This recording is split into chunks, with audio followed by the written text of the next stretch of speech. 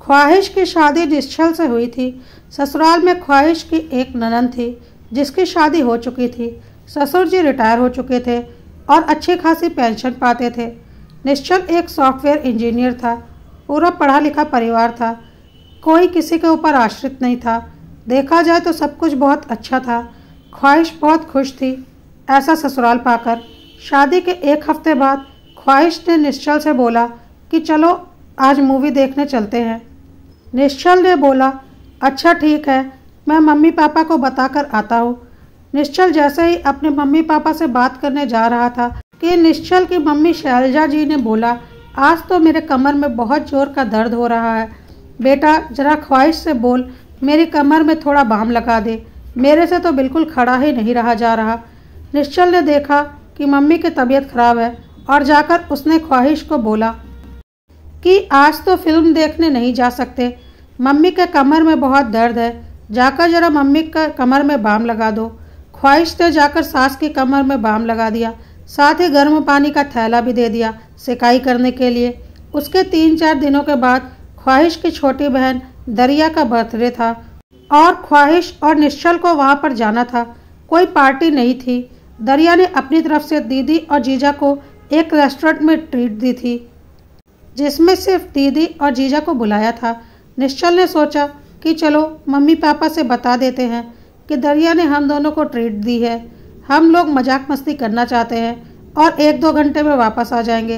कोई बड़ी पार्टी नहीं है, इसलिए घर में किसी को कुछ नहीं बोला है, बस उसके कॉलेज के 1-2 दोस्त रहेंगे और हम दोनों।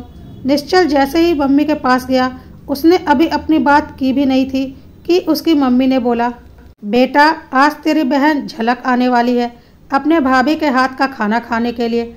शादी में तो वह रुक नहीं पाई थी, तो आज वह अपने भाभी के हाथों का खाना खाना चाहती है, क्योंकि सच में झलक उसकी शादी में रुक नहीं पाई थी और आज अगर उसने प्रोग्राम बनाया है ख्वाहिश के हाथों का खाना खाने के लिए तो वह कैसे मना कर दे।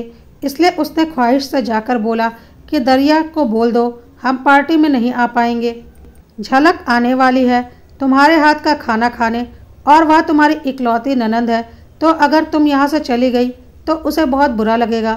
ख्वाहिश को बुरा लग रहा था क्योंकि दरिया ने बहुत मन से दीदी जीजा को पार्टी में बुलाया था और वह चाहती थी कि वह दोनों जाएं, लेकिन अब क्या कर सकते हैं। झलक को भी क्या पता था कि उसके भाई भाभी का कहीं और का प्रोग्राम है और ना ही शैलजा जी को पता था।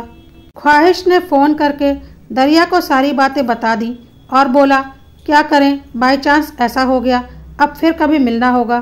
खैर झलक आई, भाई भाभी और ननद ने काफ़ी मस्ती की, सब कुछ अच्छा चल रहा था। करीब 2 महीनों के बाद ख्वाहिश और निश्चल ने 15 दिन का ट्रिप प्लान किया। पता नहीं क्यों ख्वाहिश को ऐसा लग रहा था कि उसकी शादी के बाद से वह कहीं भी अपनी मर्जी से निकल ही नहीं पा रही। वह जाती तो है लेकिन तब जब शैलजा जी उसे अपनी तरफ से भेजती हैं, इसलिए उसने निश्चल से बोला कि इस बार किसी को कुछ मत बताना, हम सीधा निकलते वक्त ही बताएंगे कि हम बाहर जा रहे हैं। पता नहीं क्यों पिछले दोनों बार हमारा जाना कैंसिल हो गया, इस बार मैं कोई रिस्क लेना नहीं चाहती, मैं सारी पैकिंग कर लूँगी और हम सीधा मम्मी पापा को बताते हुए निकल जाएंगे।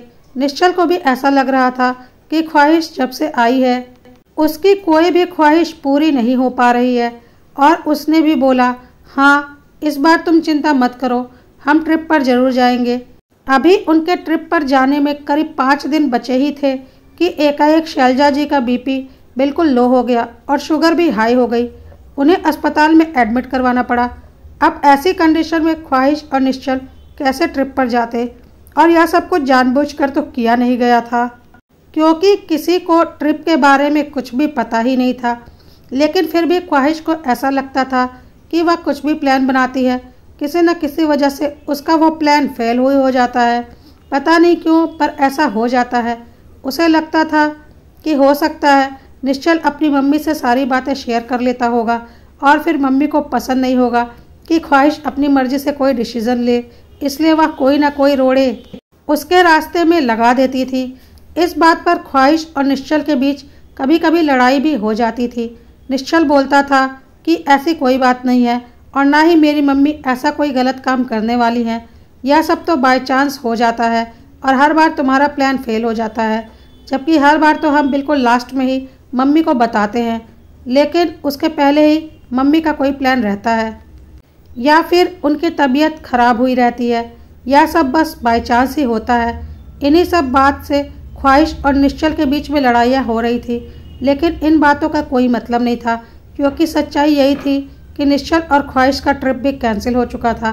ख्वाहिश के शादी को करीब 6 महीने होने को आए थे, लेकिन ख्वाहिश अपने दिल की एक ख्वाहिश भी पूरी नहीं कर पाई थी। एक दिन निश्चल के ऑफिस में किसी कलीग का बर्थडे था और उसने निश्चल और ख्वाहिश को इनवाइट किया था। निश्चल ने ख्वाहिश को फ़ोन करके बोला कि तुम तैयार रहना, शाम को हमें बर्थडे पार्टी में जाना है। मैं आऊँगा, तुम्हें पिक करूँगा और सीधा निकल जाऊँगा, टाइम नहीं है। ख्वाहिश ने सोच लिया था कि वह जब से शादी करके आई है इस घर में कैद है, अपनी मर्जी से वह कभी भी बाहर नहीं जा पाई है, तो आज वह हर हाल में पार्टी में जाकर रहेगी और इस बार कोई गड़बड़ नहीं होने देगी। इसलिए वह चुपचाप अपने कमरे में तैयार हो रही थी और कमरे से बाहर भी नहीं आई थी। निश्चल आने ही वाला था कि उसके पहले ही शैलजा जी ख्वाहिश के कमरे में गई और बोली, बहू, मैं और तेरे पापा जी बहुत ज़रूरी काम से ताऊ जी के घर जा रहे हैं और हम कल ही वापस आ पाएंगे, तो घर अंदर से अच्छे से लॉक कर ले। और जब निश्चल ऑफिस से आ जाएगा तो दोनों खा पी कर घर को चारों तरफ से बंद करके अच्छे से चेक करके तब सोना, क्योंकि हम लोग रात में नहीं रहेंगे और आजकल चोरियां बहुत बढ़ गई हैं, तो बहुत ध्यान रखना है। सारे लॉक अच्छे से लगाकर तुम लोग रहना। कहकर ख्वाहिश की बात सुने बगैर शैलजा जी और उनके पति ताऊ जी के घर की तरफ निकल पड़े। ख्वाहिश को कुछ बोलने का मौका ही नहीं मिला। थोड़ी देर के बाद निश्चल आया, चिल्लाते हुए अंदर घुसा, ख्वाहिश तैयार हो, चलो जल्दी, लेट हो रहा है। ख्वाहिश ने गुस्से में अपने कपड़े बदल दिए थे और बोला, हम कहीं नहीं जा रहे हैं। तुम कोई भी प्लान बनाते हो तो अपनी मम्मी को बताना ज़रूरी होता है क्या? तुम उन्हें बताते हो और फिर वह कोई ना कोई बहाना बनाकर हमारा प्लान कैंसिल करवा ही देती हैं। क्यों बताते हो उन्हें जब तुम्हें पता है कि वह हमें नहीं जाने देंगी? निश्चल ने बोला, पागल हो गई हो क्या? मैं उन्हें क्यों बताऊंगा? मैंने सिर्फ और सिर्फ तुम्हें फ़ोन किया था और हम क्यों नहीं जा सकते? ख्वाहिश ने बोला, बकवास मत करो, तुमने पक्का उन्हें बताया होगा, तभी तो उन्होंने तुरंत ही ताऊ जी के घर जाने का प्लान बना लिया। सुबह से उनका कोई प्लान नहीं था, लेकिन जैसे ही तुम्हारा फ़ोन आया और मैं तैयार हो ही रही थी कि उसके पहले ही वह और पापा जी तैयार होकर निकल भी गए। ऐसा कैसे हो सकता है? उन्होंने तो मेरी बात भी नहीं सुनी कि हमें भी पार्टी में जाना है, बल्कि सीधा निकल गई, यह बोलकर कि घर का ख्याल रखना, चोरियां बहुत हो रही हैं। तो अब जब चोरियां इतनी हो रही हैं तो घर छोड़कर घर में ताला लगाकर जाना तो किसी भी हाल में सेफ़ नहीं है। यह बात तो निश्चल भी जानता था कि घर में ताला लगाकर जाना किसी भी हाल में सेफ़ नहीं है, और क्योंकि उसके मम्मी पापा ताऊ जी के घर की तरफ निकल चुके थे तो अब उनका जाना तो संभव नहीं था। ख्वाहिश गुस्से में जाकर सो गई और बोली, तुमसे कई बार मना किया है कि कोई भी प्लान मम्मी से शेयर मत किया करो। पता नहीं क्यों उन्हें मुझसे क्या दिक्कत है, वह मुझे कहीं भी अपनी मर्जी से जाने ही नहीं देती। निश्चल ने भी गुस्से में बोला, तुम पूरी तरह से पागल हो चुकी हो। पहली बात तो मैंने मम्मी से कुछ भी नहीं बताया था, और दूसरी बात, मम्मी हमें क्यों नहीं जाने देंगी? क्या वह तुम पर किसी तरह का रोक टोक करती हैं? बिल्कुल आराम से तो मज़े में इस घर में रहती हो, उसके बाद भी मेरी मम्मी के ऊपर उल्टा पुल्टा इल्ज़ाम लगाती रहती हो। ख्वाहिश ने बोला, मुझे वह सब कुछ नहीं पता, लेकिन मुझे यह पता है कि मैं इस घर में रहती ज़रूर हूँ, लेकिन इस घर का एक एक पत्ता भी तुम्हारी मम्मी के हिसाब से डोलता है। मैं इस घर से बाहर तभी गई हूँ जब तुम्हारी मम्मी ने खुद हमें भेजा है, और मैंने जब भी कोई प्लान बनाया है, चाहे वह कहीं घूमने का हो या फिर किसी से मिलने का हो या फिर कुछ स्पेशल खाना बनाने का हो, हर प्लान मम्मी ने कैंसिल किया है, किसी न किसी बहाने से कैंसिल करवाया है, वह भी इस तरीके से कि मैं कोई तर्क दे ही ना सकूं। और यह सच्चाई है, उन्हें मेरी सारी बातें पहले से ही पता रहती हैं, और मैं तो उन्हें बताती नहीं, तो फिर बचा कौन? तुम ही जाकर हमारी सारी बातें अपनी मम्मी के साथ शेयर करते होगे। निश्चल ने बोला, पागलों जैसी बातें मत करो। मैं क्या इतना पागल हूँ कि एक एक बात जाकर मम्मी से शेयर करूँगा? और क्या मेरी मम्मी कोई पुराने ज़माने की खड़ूस सास हैं जो तुम्हारे हर प्लान को ख़राब करेंगी? क्या मम्मी ने आज तक तुम्हारे साथ बुरा बर्ताव किया है? फालतू की बकवास मत करो और अपने मन के वहम को निकालो। लेकिन ख्वाहिश के मन में यह बात पूरी तरह से भर चुकी थी कि उसकी सास यह सब कुछ जानबूझकर करती हैं। ख्वाहिश ने अब निश्चल के सामने यह सब कुछ अपने तरीके से लाने का फैसला किया, क्योंकि उसे पूरा यकीन था कि वह जो कुछ भी सोच रही है सच सोच रही है। एक दिन उसने निश्चल को व्हाट्सएप पर मैसेज किया और बोला कि आज मैं और तुम रात में बाहर खाना खाने जाएंगे और इस बारे में कोई बात नहीं होगी। मैंने मैसेज कर दिया है, तुम बस तैयार रहना और हाँ, कॉल पर कोई बात नहीं करना और ना ही दोबारा इस बारे में कोई डिस्कशन होगा। शाम को जब निश्चल घर आया तो ख्वाहिश और निश्चल खाना खाने के लिए निकल पड़े और निश्चल ने बोला, देखो क्या आज मम्मी ने हमें रोका? हम तो चुपचाप बाहर आ गए ना, मम्मी ने कुछ भी नहीं कहा। ख्वाहिश ने बोला, हाँ, क्योंकि हमने इस बारे में कोई बात ही नहीं की, सिर्फ मैसेज से एक दूसरे तक अपनी बात पहुंचाई है। अब निश्चल ने बोला, तुम कहना क्या चाहती हो? मम्मी कान लगाकर हमारी बातें सुनती हैं। ख्वाहिश ने बोला, यही तो समझ में नहीं आ रहा कि हमारे कमरे का दरवाज़ा बंद होता है और हम जो भी बातें करते हैं वह सब मम्मी को कैसे पता चल जाती हैं, और आज जब हमने कोई बात नहीं की तो हमारा प्लान भी गड़बड़ नहीं हुआ। निश्चल ने बोला, तुम्हारा दिमाग फिर गया है। ऐसा कुछ भी नहीं है। ख्वाहिश ने बोला, ऐसा है और मैं इसका यकीन तुम्हें कल दिलवाती हूँ। अगले दिन ख्वाहिश ने निश्चल से अपने कमरे में बोला, मेरे मम्मी पापा बहुत दिनों से खाने पर बुला रहे हैं, चलो ना आज हम शाम को मम्मी पापा के घर हो आते हैं। निश्चल ने बोला, अच्छा ठीक है, वैसे भी आज सैटरडे है, मेरा ऑफ है, तो हम आज शाम को मम्मी पापा के घर चलते हैं और फिर आज वहीं रुक जाएंगे और कल वापस आ जाएंगे। ख्वाहिश ने फिर निश्चल को मैसेज किया, अब देखना तुम्हारी मम्मी हमें किसी भी हाल में मेरे मायके नहीं जाने देंगी और यह मैं तुम्हें मैसेज में बता रही हूँ, इस बारे में तुम कोई बात मत करना। अभी हम दोनों ही कमरे में हैं, किसी ने भी मम्मी को नहीं बोला है कि हम मेरी मम्मी के घर जाने वाले हैं, लेकिन फिर भी अब जब तुम बाहर जाकर यह बात बोलोगे तो देखना तुम्हारे कुछ बोलने से पहले ही वह कुछ ऐसा बोल देंगी कि हमें अपना प्लान कैंसिल करना पड़ेगा। निश्चल भी आज ख्वाहिश की बातों को गलत साबित करना चाहता था कि ऐसा कैसे हो सकता है, और वह बाहर गया अपनी मम्मी को यह बताने कि आज वह और ख्वाहिश उसके घर जाने वाले हैं। लेकिन जैसे ही वह अपनी मम्मी को कुछ बोलता, उसकी मम्मी ने बोला, बेटा झलक के जेठानी के बेटी की शादी में करीब 1 महीना हो चुका है। बहुत दिनों से सोच रही हूँ कि उसे खाने पर बुलाऊं, क्योंकि झलक ने कई बार बोला है कि मम्मी एक बार उसे घर खाने के लिए बुला लीजिए, तो सोच रही हूँ आज सैटरडे है, तू भी घर पर ही है, तो आज ही झलक के जेठानी की बेटी और दामाद को खाने पर बुला लेते हैं। ख्वाहिश से बोल दो अच्छा सा खाना बना देगी, मैं फ़ोन करके उन्हें बुला लेती हूँ। निश्चल अभी बोल भी नहीं पाया था कि वह अपने ससुराल जा रहा है। उसके पहले ही मम्मी ने अपना प्लान बता दिया था ताकि निश्चल आगे कुछ बोल भी ना पाए। अब तो निश्चल को भी ख्वाहिश की बातें सही लगने लगी कि उन लोगों की बातें उसकी मम्मी को पहले से ही पता चल जाती हैं और वह उस हिसाब से अपने प्लान बना लेती हैं और उसके कुछ बोलने से पहले ही अपनी बातें बोल देती हैं। लेकिन निश्चल को यह समझ में नहीं आ रहा था कि वह और ख्वाहिश अपने रूम में कोई बात करते हैं, वह भी बहुत धीरे आवाज़ में, तो वह बातें उसकी मम्मी कमरे के बाहर खड़ी होकर कैसे सुन लेती हैं। और क्या हर वक्त मम्मी कमरे के बाहर ही खड़ी रहती हैं? मम्मी तो पूरा वक्त अपने कमरे में रहती हैं, शुरू से ही उनकी आदत है अपने कमरे में ही रहने की, बहुत ही कम बाहर निकलती हैं और अभी भी वह ज़्यादातर अपने कमरे में ही रहती हैं। फिर ऐसा कैसे हो सकता है कि उन्हें सारी बातें पहले से ही पता चल जाती हैं, या सिर्फ हमारा मन का वहम है? निश्चल सोचने लगा, लेकिन एक ही जैसा वहम हमें बार बार कैसे होगा? निश्चल जैसे ही कमरे में आया तो ख्वाहिश ने बोला, क्यों, हो गई तसल्ली? बता दी होगी तुम्हारी मम्मी ने अपनी आज की कोई प्लानिंग, जिसकी वजह से अब हमारा जाना तो कैंसिल हो चुका होगा, बल्कि तुम बोल भी नहीं पाए होगे हमारे प्लान के बारे में, जो कि हमेशा होता है। निश्चल ने कुछ नहीं बोला क्योंकि ख्वाहिश की कही एक एक बात सच थी, पर उसे समझ में नहीं आ रहा था। उसने ख्वाहिश से बोला, ख्वाहिश ऐसा कैसे हो सकता है? तुम खुद सोचो, मम्मी पूरा वक्त अपने कमरे में रहती हैं, क्या ऐसा हो सकता है कि वह हमारे कमरे के बाहर खड़ी होकर हमारी बातें सुनती हैं और फिर भागकर अपने कमरे में चली जाती हैं? वह भी हमारे कमरे का दरवाज़ा बंद रहता है और हम कोई चिल्लाकर तो बात करते नहीं, फिर उनके कानों तक हमारी बात कैसे पहुंच जाती है और फिर तुरंत वह अपने कमरे में कैसे चली जाती हैं? यह सिर्फ हमारे मन का वहम है और कुछ नहीं। ऐसा हो ही नहीं सकता। ख्वाहिश ने बोला, तुम मानो या ना मानो, पर ऐसा है। कोई बात नहीं, अभी तो एक बार हुआ है ना, तुम्हें बार बार ऐसा ही मिलेगा कि इस घर में वही होता है जो तुम्हारी मम्मी चाहती हैं। मैंने प्लान बनाया था अपने मम्मी पापा के घर जाने का, इसलिए मैं नहीं जा पाई। पर ऐसा नहीं है कि मैं वहाँ नहीं जा पाऊँगी। देखना, कुछ दिनों के बाद वह खुद हमें वहाँ भेजेंगी ताकि वह हमारी नज़रों में अच्छी बनी रहे और हम सोचें कि वह हमारा कितना ख्याल रखती हैं। पर हाँ, मेरी मर्ज़ी से कुछ भी नहीं होगा और यह बात मैंने गौर कर ली है।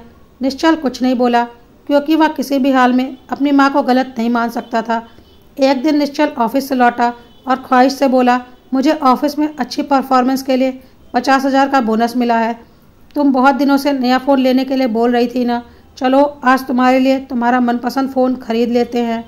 ख्वाहिश ने अजीब सी नज़रों से निश्चल को देखा क्योंकि उसे पता था कि निश्चल उसके मनपसंद फ़ोन को खरीदने की बात कर रहा है और या तो अब किसी भी कीमत पर नहीं होगा क्योंकि इन 50,000 रुपयों का कोई ना कोई काम मम्मी जी को निकल ही आएगा, जबकि उन्हें इस बारे में शायद अभी कुछ पता भी ना हो। अभी निश्चल और ख्वाहिश अपने रूम के अंदर ही थे कि शैलजा जी खुद उनके रूम में आई और बोली, निश्चल बेटा, बहुत इमरजेंसी आ गई है। झंकार को तुरंत 1.5 लाख रुपए की ज़रूरत है और उसके पास बस 1 लाख रुपए हैं। मुझसे 50,000 रुपये मांग रही है, लेकिन मेरे पास भी इस वक्त पैसे नहीं हैं क्योंकि तेरे पापा की पेंशन आने में अभी वक्त है और बाकी पैसे की हमने एफडी करवा रखी है। अगर तेरे पास पैसे हैं तो तू प्लीज़ 50,000 रुपये झंकार को ट्रांसफ़र कर दे, वह 2-4 दिनों में लौटा देगी। क्योंकि ख्वाहिश को बहुत अच्छे से पता था कि मोबाइल तो उसे मिलेगा, पैसे तो झंकार लौटा ही देगी, लेकिन तब जब शैलजा जी चाहेंगी, उनकी मर्ज़ी से और उनके समय के हिसाब से, ना कि उसके खुद की मर्ज़ी से और हिसाब से।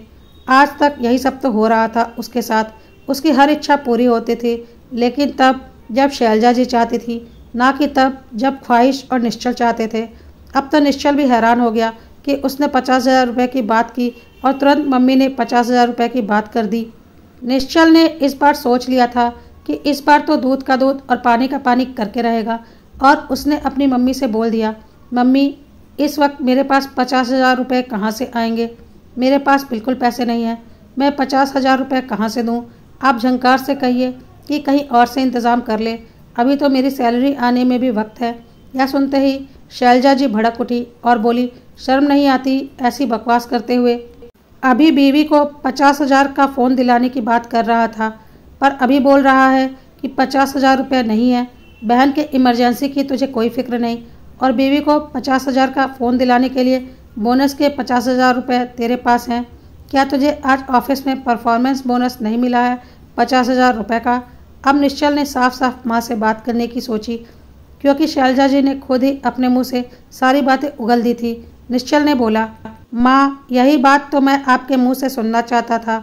हाँ, है मेरे पास 50,000 रुपये और अगर झनकार को सच में कोई इमरजेंसी है तो मैं उसे अभी तुरंत ट्रांसफ़र कर दूंगा, लेकिन मैं यह जानना चाहता हूँ कि आपको कैसे पता है कि मेरे पास 50,000 रुपये हैं? अब शैलजा जी अपनी ही कई बातों में फंस चुकी थी और उन्होंने बात घुमाने की कोशिश में बोला कि वह तो झंकार ने मुझे फ़ोन किया था और मैं तेरे पास आ ही रही थी कि तेरे मुंह से 50,000 रुपये वाली बात सुन ली थी और संतुष्ट हो गई थी कि चलो मोबाइल तो बाद में भी ले सकते हैं, अभी तो बहन की इमरजेंसी है तो पैसे उसे ही दे देगा।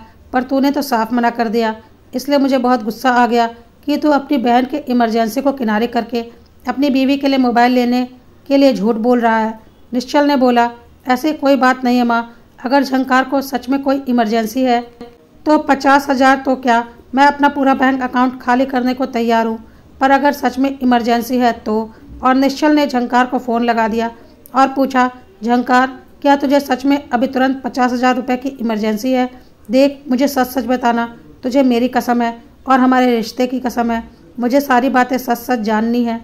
आज सारा दूध का दूध और पानी का पानी हो ही जाएगा।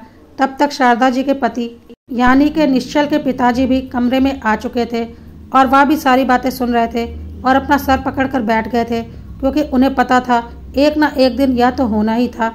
उधर झंकार को भी समझ में नहीं आ रहा था कि वह क्या बोले, लेकिन झंकार को पता था कि अगर आज उसने सच नहीं बोला तो उसका और उसके भाई भाभी का रिश्ता हमेशा के लिए ख़त्म हो जाएगा और माँ बाप के बाद मायके में उसके भाई भाभी ही तो हैं जो उसका मायका बनाकर रखेंगे।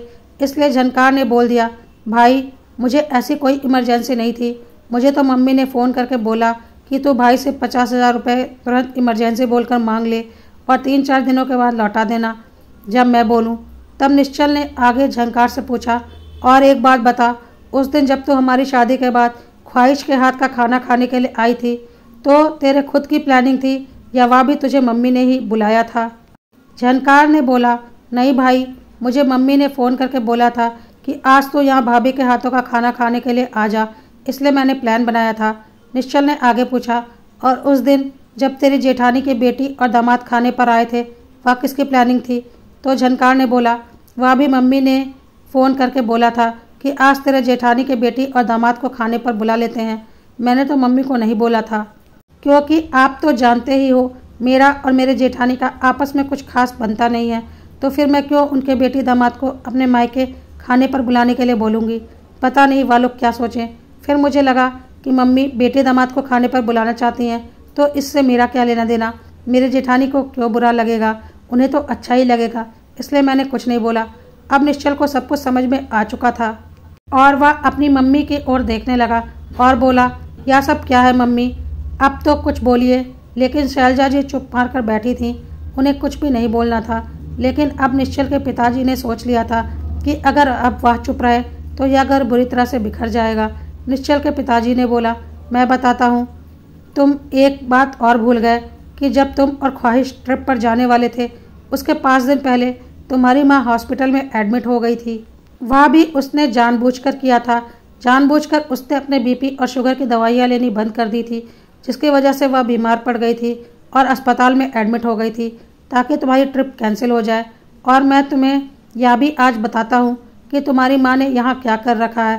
कहकर निश्चल के पिताजी ने निश्चल के बेड में किए गए डेकोरेशन के बीचों बीच निश्चल का ध्यान दिलाया और बोला, ध्यान से देखो, यह क्या है? निश्चल ने जब ध्यान से देखा तो वहाँ सजावट के लिए लगाए गए फूलों से मैच करता हुआ एक माइक्रोफोन था, जिसमें एक वायर निकली हुई थी और वह बिल्कुल बेड के अंदर से होती हुई दीवार के बीच से अंडरग्राउंड वायरिंग के पाइप से जुड़ी हुई थी। निश्चल के पापा ने बताया, इसकी वायरिंग अंदर ही अंदर से मम्मी के कमरे तक गई है। निश्चल को कुछ समझ में नहीं आ रहा था, यह सब कुछ क्या है। निश्चल के पिताजी उसे अपने कमरे में ले गए। वहाँ पर उन्होंने बोला कि वह जो माइक्रोफोन है ना, उसका कनेक्शन इस हेडफोन से है जो तुम्हारी मम्मी ने अपने कमरे में रखा हुआ है। तुम्हारी मम्मी दिन भर अपने कमरे में रहती हैं और तुम दोनों पति पत्नी जो भी बातें करते हो ना, वह सब कुछ यह हेडफोन लगाकर सुन लेती हैं।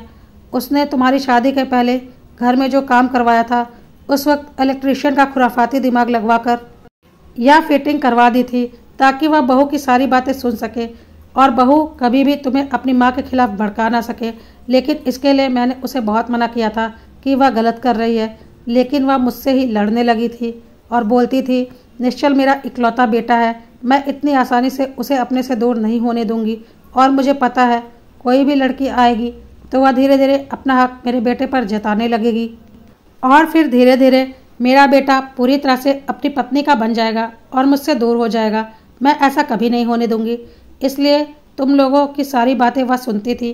मैंने कई बार उसे मना किया और बोला यह गलत है, लेकिन वह नहीं मानती थी और इसीलिए तुम्हारा हर प्लान वह फेल करवाती थी और फिर अपनी मर्जी और अपने वक्त के अनुसार उसे पूरा करवाती थी ताकि उसका आधिपत्य तुम लोगों पर जमा रहे। साथ ही साथ तुम लोगों को यह भी लगे कि तुम्हारी मम्मी तुम लोगों का कितना ख्याल रखती हैं।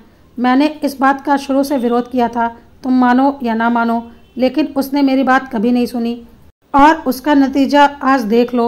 यह सब कुछ देखकर निश्चल को विश्वास नहीं हो रहा था कि उसकी माँ इतना खुराफाती दिमाग चला सकती है, पर यह सच था।